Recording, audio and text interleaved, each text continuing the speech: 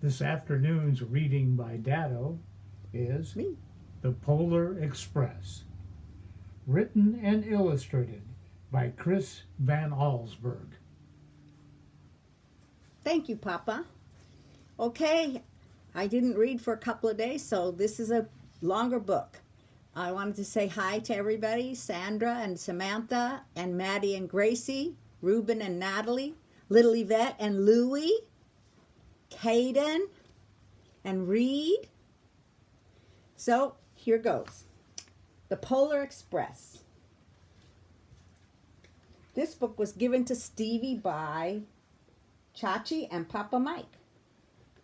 I borrowed it, but I'm taking it. I'm bringing it back. You'll get it. On Christmas Eve, many years ago, I lay quietly in my bed. I did not rustle the sheets. I breathed slowly, silently. I was listening for a sound a friend had told me I'd never hear. The ringing bells of Santa's sleigh. There is no Santa, my friend had insisted, but I knew he was wrong.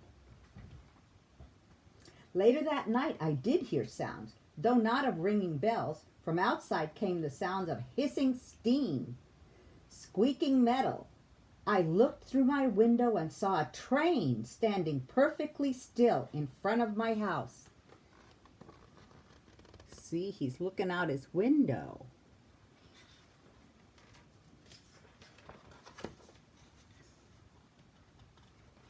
It was wrapped in an apron of steam. Snowflakes fell lightly around it. A conductor stood at the open door of one of the cars. He took a large pocket watch from his vest, then looked up at my window. I put on my slippers and robe. I tiptoed downstairs and out the door.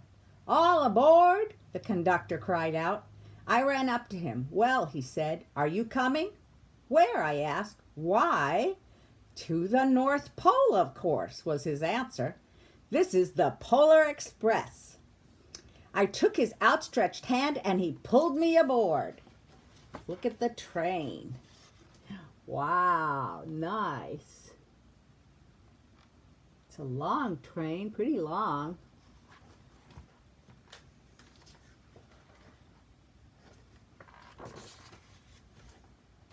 The train was filled with other children, all in their pajamas and nightgowns. We sang Christmas carols and ate candies with nougat centers as white as snow. We drank hot cocoa as thick and rich as melted chocolate bars. Sounds yummy. Outside, the lights of towns and villages flickered in the distance as the Polar Express raced northward.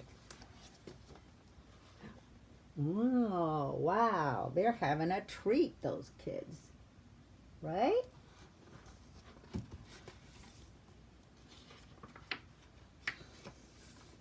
Soon there was no more lights to be seen. We traveled through cold, dark forest, where lean wolves roamed and white-tailed rabbits hid from our train as it thundered through the quiet wilderness.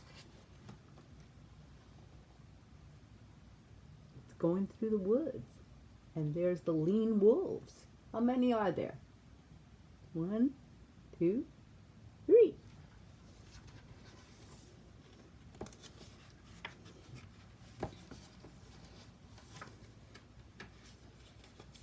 We climbed mountains so high it seemed as if we would scrape the moon. But the Polar Express never slowed down. Faster and faster we ran along, rolling over peaks, through valleys like a car on a roller coaster. I know somebody that likes to go on roller coasters. Who is that? I bet a lot of you like it. See the train? Up there, the Polar Express. I didn't point that out. I wanted to because it's way up there. The mountains turned into hills, the hills to snow-covered plains. We crossed a barren desert of ice, the great polar ice cap. Lights appeared in the distance. They looked like the lights of a strange ocean liner sailing on a frozen sea. "There," said the conductor, "is the North Pole." See the lights in the distance? and the train going towards it.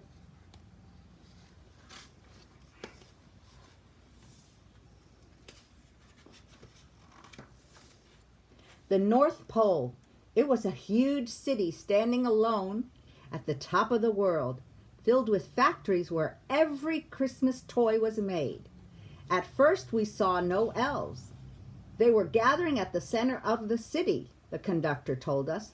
That is where Santa will give the first gift of Christmas. Who receives the first gift, we all asked. The conductor answered, he will choose one of you. Ooh.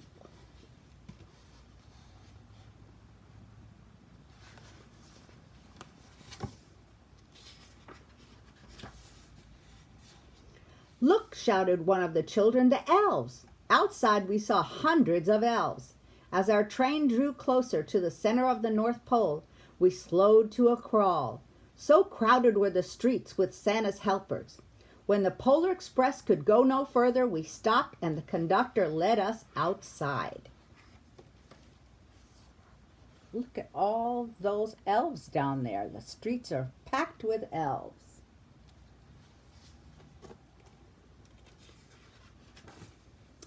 We pressed through the crowd to the edge of a large open circle. In front of us stood Santa's sleigh. The reindeer were excited. They pranced and paced, ringing the silver sled bells that hung from their harnesses. It was a magical sound, like nothing I'd ever heard before. Across the circle, the elves moved apart and Santa Claus appeared. The elves cheered wildly. He marched over to us and pointed to me, said, "Let's have this fella here."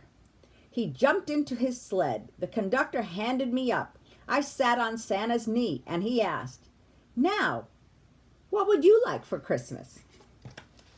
I know it's kind of early to ask that, but what would you like for Christmas? I would like to think about that. I knew that I could have any gift I could imagine, but the thing I wanted most for Christmas was not inside Santa's giant bag. What I wanted more than anything was one silver bell from Santa's sled. When I asked, Santa smiled. Then he gave me a hug and told an elf to cut a bell from a reindeer's harness. The elf tossed it up to Santa. He stood holding the bell high above him and called out, "The first gift of Christmas!" And there he is, holding the first gift of Christmas, the bell from the reindeer's harness.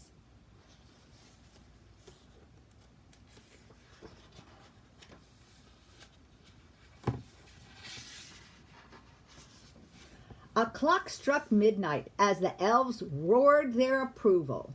Santa handed the bell to me and I put it in my bathrobe pocket. The conductor helped me down from the sled. Santa shouted out the reindeers' names and cracked his whip. His team charged forward and climbed into the air. Santa circled once above us, then disappeared in the cold, dark polar sky.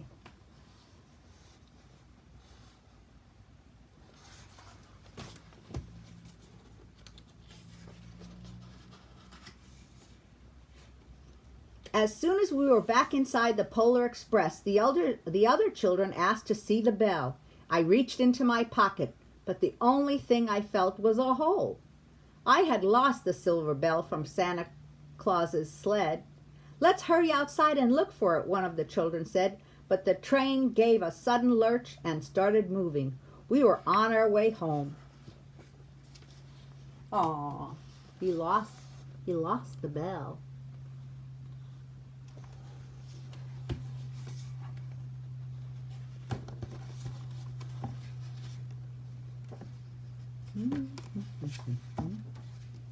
It broke my heart to lose that bell.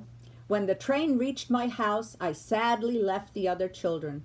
I stood at my doorway and waved goodbye. The conductor said something from the moving train, but I couldn't hear him. "What?" I yelled.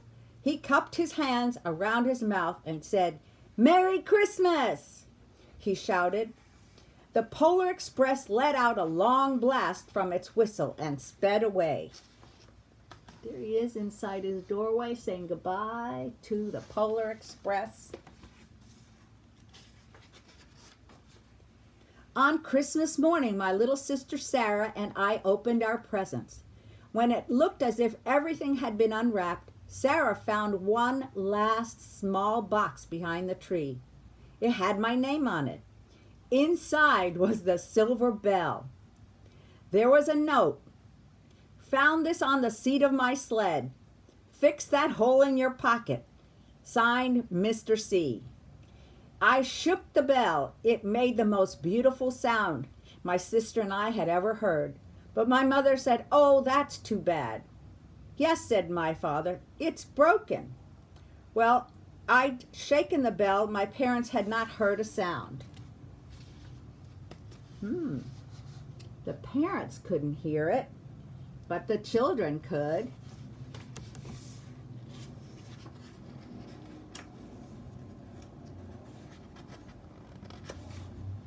At one time, most of my friends could hear the bell, but as years passed, it fell silent for all of them. Even Sarah found one Christmas that she could no longer hear its sweet sound. Though I'd grown old, the bell still rings for me, as it does for all who truly believe. I love this book. Anyway, that's today's reading. I hope you enjoyed it. See you soon. I love you all. Stay safe. Bye.